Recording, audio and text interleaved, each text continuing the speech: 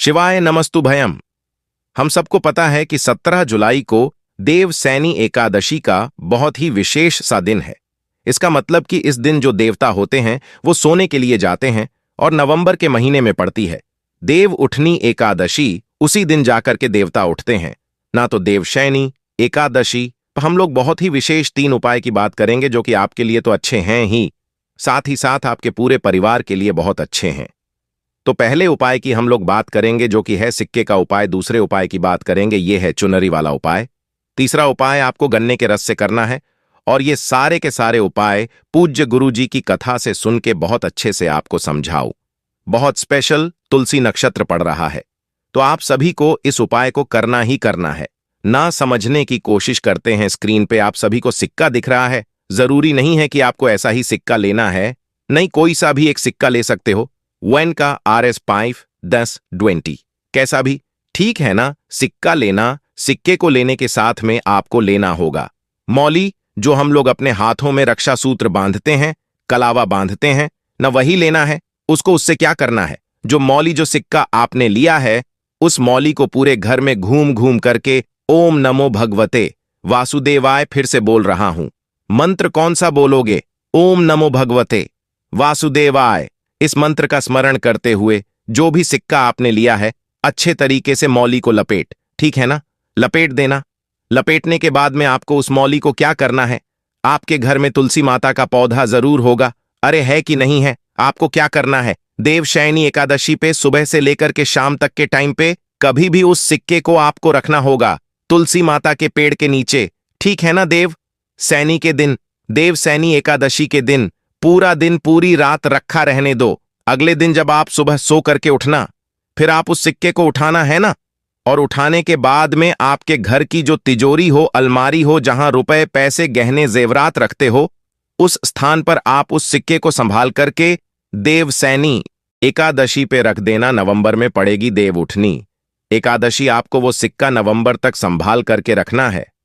जब देव उठनी एकादशी पड़े तो फिर आप उस सिक्के को उठाएंगे और उठाने के बाद में आंवले का पेड़ होगा आपके घर के आसपास में। देव उठनी एकादशी पे आंवले के पेड़ के नीचे आप उस सिक्के को ले जाकर रख देना।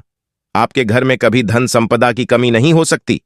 हमेशा माला लक्ष्मी का वास आपके घर में बना हुआ जरूर रहेगा, ठीक है ना। भूलिए ग नहीं, कोई लोग, हर व्यक्ति को, हर इंसान को इस उपाय को जरूर करना।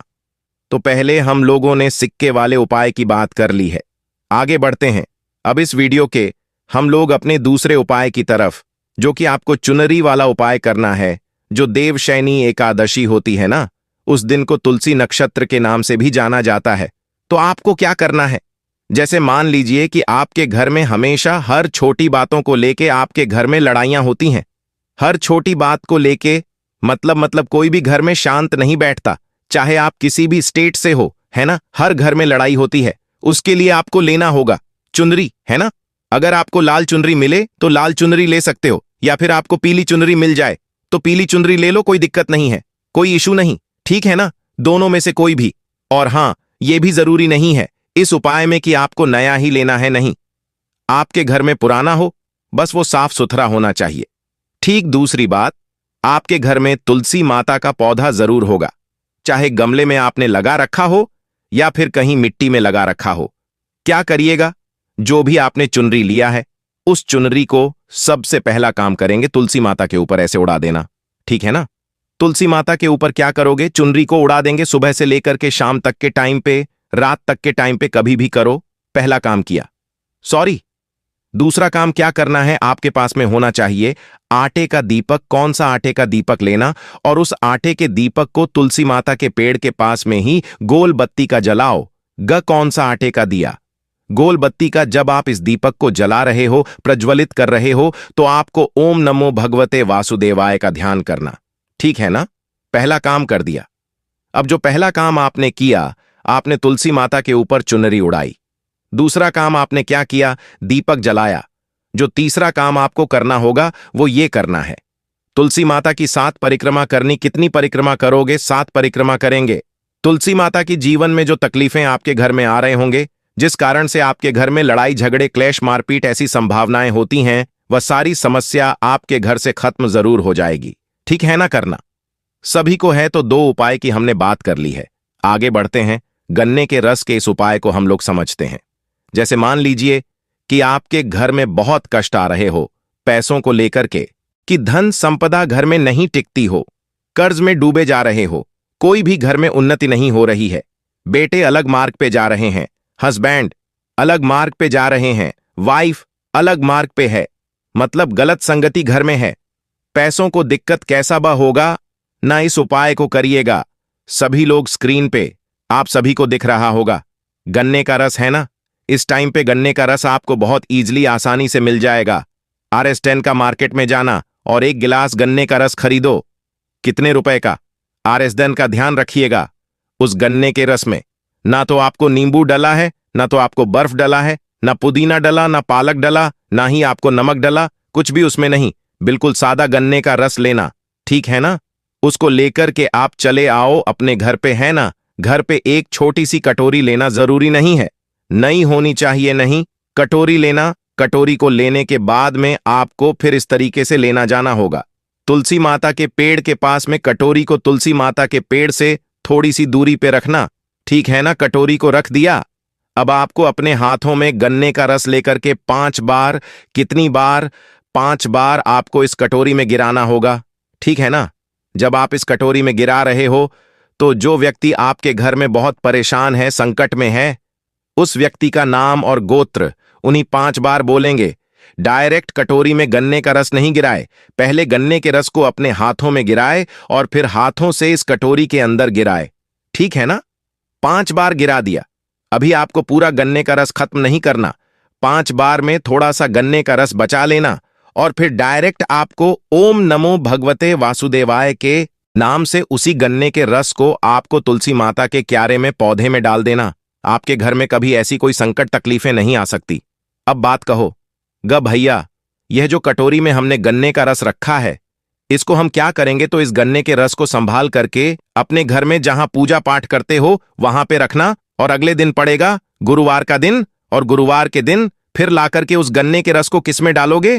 तुलसी माता के पौधे के अंदर डालोगे। देवसैनी एकादश का सबसे स्पेशल, सबसे फेमस ये उपाय है, आप सभी को करना है, भूलना किसी को भी नहीं है। बात आ रही क्या समझ में? अब कुछ लोग कहेंगे, भैया हमारे पास गन्ने का रस नहीं मिलता, हमको तो घर से बाहर ही नहीं निकलने देते। तो उसके लिए आपके पास में एक ऑप्शन है, आपके पास में गंगाजल होना चाहिए, ठीक है ना? जैसे प्रोसेस मैंने गन्ने के रस के साथ बताया, वैसे आप गन्ना गंगा जल के साथ कर सकते हो, ठीक है ना? बात आई क्या समझ में? तो 3 उपाय की हमने यहां पे बात कर ली है। आगे बढ़ते हैं इस वीडियो के सबसे आखिरी और बहुत ही छोटे से उपाय की, जो कि आपको करना है दूरवा से। लेकिन उससे पहले एक छोटा सा काम आप सभी को और करना होगा, और वो है जल्दी से वीडियो को लाइक कर दीजिए, और मेरे जितने भी भाई बहन आवाज मेरी पहली बार सुन रहे हैं, चैनल को जरूर सब्सक्राइब करेंगे, ठीक है ना? चलो भाई, समझने की कोशिश करते हैं। सबसे पहले बात करते हैं, इस दूरवा से उपाय करोगे तो आपको फायदे क्या होंगे? कोई भी व्यक्ति घर का है जिसको बीमारी पीछा ही नहीं छोड़ रही है, तो आप इस उपाय को जरूर करेंगे, ठीक है ना? उसके लिए आपको लेना होगा दूरवा, गिन करके आपको 7 दूरवा लेनी है। कितनी दूरवा लोगे? 7 दूरवा। इस 7 दूरवा को लेंगे और एक तांबे के लोटे में जल भरिए। बिल्कुल आसान सा ही उपाय है। जल के अंदर देवसैनी एकादशी पर जब भी उपाय करते हैं तो गंगा जल जरूर डालते हैं, ठीक है ना? का जल डाल देना और उसके बाद में पहुंच जाना महादेव के शिवलिंग के पास में। तरीका समझिए जो बताने जा रहा हूं। आपके पास में जो 7 दूरवा है, बालचंद्रेश्वर महादेव, फिर से बोल रहा हूं, नाम को नोट करेंगे। बालचंद्रेश्वर महादेव के नाम से महादेव के शिवलिंग के ठीक ऊपर आपको 7 की 7 दूरवा को समर्पित करना है, और उसके बाद में आपके पास में जो एक लोटा जल होगा, वह श्री शिवाय नमस्तुभ्यम का जप करके समर्पित करेंगे, ठीक है ना? समर्पित करने के बाद में यही जल बहता बहता जलाधारी से नीचे गिरेगा।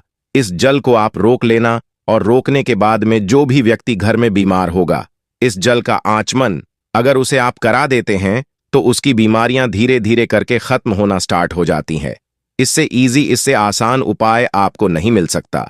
तो आप सभी लोगों को भूलना नहीं है, हर व्यक्ति को, हर इंसान को इस उपाय को जरूर करना, ठीक है ना? देखो, ध्यान रखिएगा, देवसैनी एकादशी पे जब देवता सो जाते हैं उसके बाद में कोई भी शुभ कार्य नहीं होता।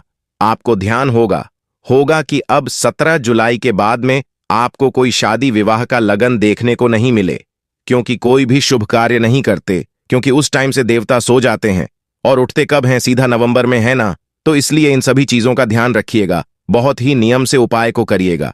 मैंने कोशिश की है आप सभी को अच्छा समझाने की, प्यार से समझाने की। वीडियो पसंद आई हो तो लाइक करिएगा। कुछ पूछना है, नहीं समझ में आप बिल्कुल परेशान ना हो, नीचे कमेंट सेक्शन में पूछेंगे मेरी।